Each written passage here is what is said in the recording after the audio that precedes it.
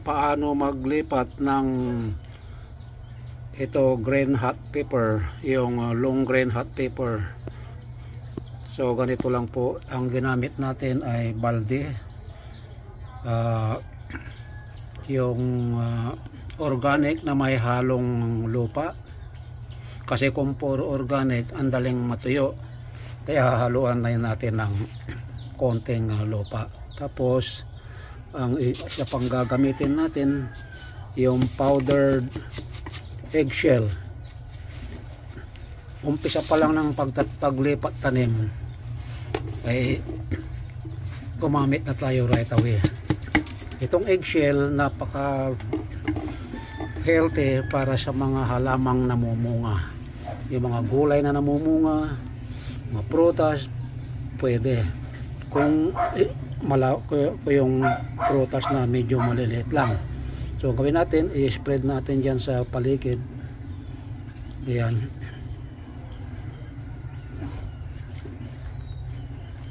napaka iyaman sa calcium. Haluin lang ng konti. Kahapon ko ito inilipat ay umulan kahapon, kaya sabi ko ngayong umaga ko gagawin.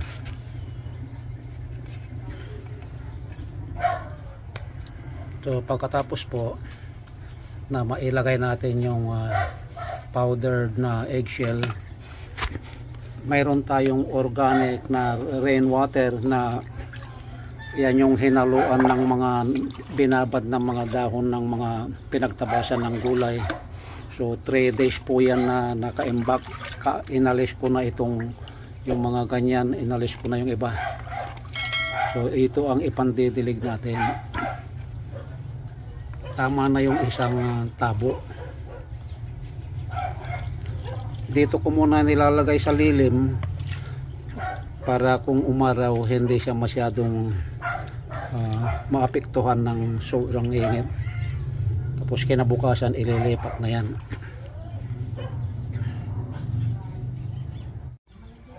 Ito na yung kamatis na tinransplant natin sa sako 5 days ago na. So bali 5 days old na itong transplant na ito. Ayan po. Ayan. So itong isang ito, kasi ito ang nilagyan ko ng marker. Ito, nung itinanim ko hanggang dito yan.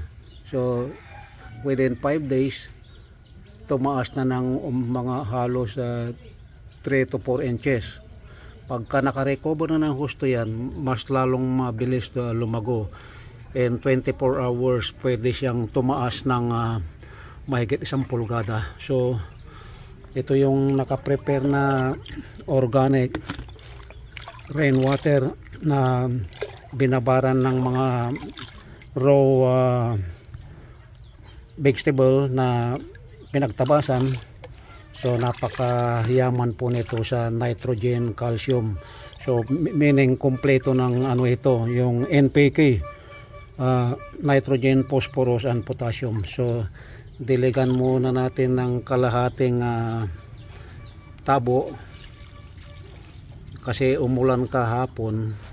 So pero hindi bugbog sa tubig yan kasi naliliman ng itong yung roofing ng aming bahay. Hindi actually bilad ng 10 hours na heat ng sun.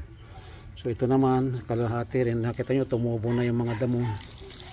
Ito yung ang ginamit natin dito, yung organic na dumi ng kambing na matagal nang nakaimbak.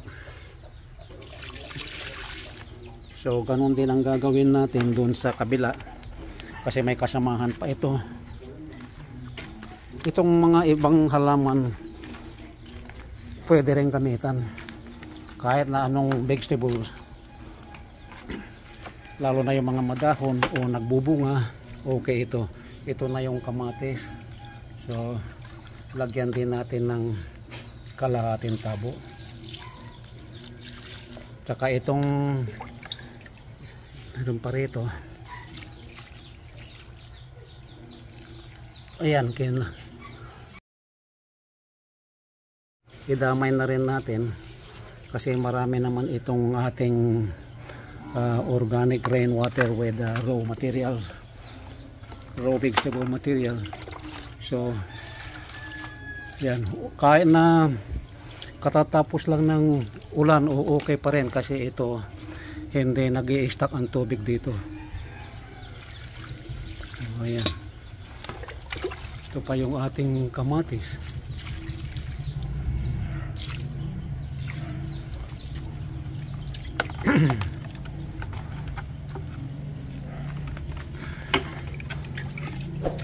Itong mustasa na ito, ang laki ng pakinabang dito.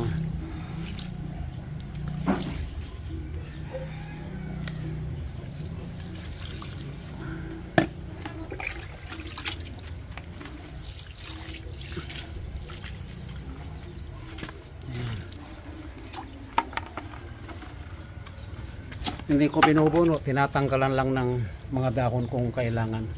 Pati yung mga alagang aso nakikinabang dyan kasi katulad nitong mga dahon na ito, inaalis namin yan, inilalagay sa pagkain nila, sinasama sa lugaw.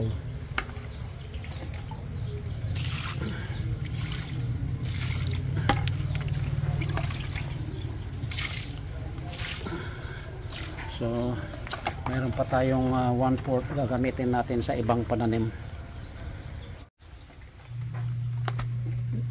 Gamitin din natin sa pandilig dito sa luya.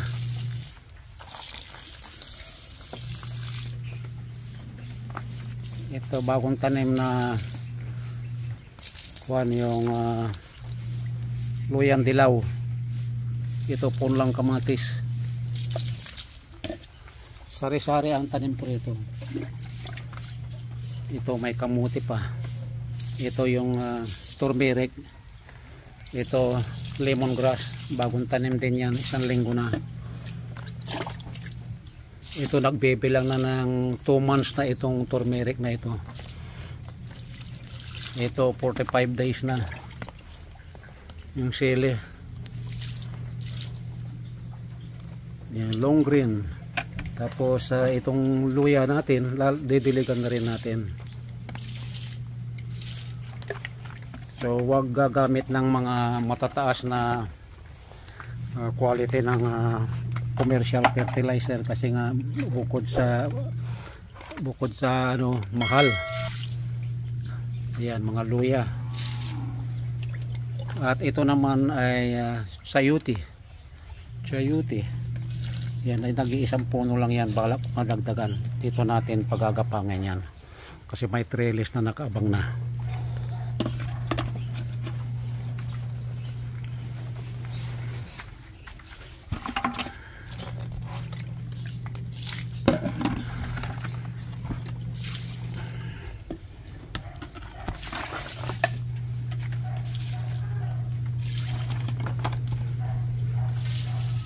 So yan,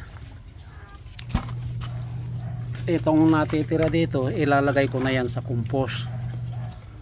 Ayan, may halo rin eggshell, so ibabagsak ko na yan sa ginawa kong compost pit. Binunot nating damo walang sayang, kahit na maliliit pa binubunot ko na.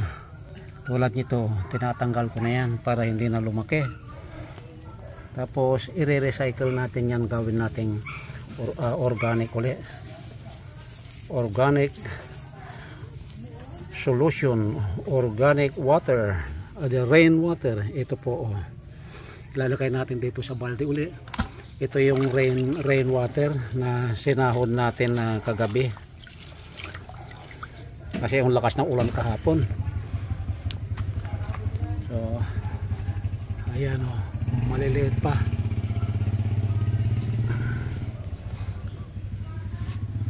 Yan, tingnan nyo yan, ang lago ng aking ampalaya. Naakyat na sa bakod. Ito naman ito yung may sakit na yung punggos. So ngayon ihahalo na natin dito yung rainwater. Ilalagyan pa natin yan ng mga dahon-dahon ng mga gulay, dahon ng mga halaman, mga damo. Okay, yan yan yung saluyot.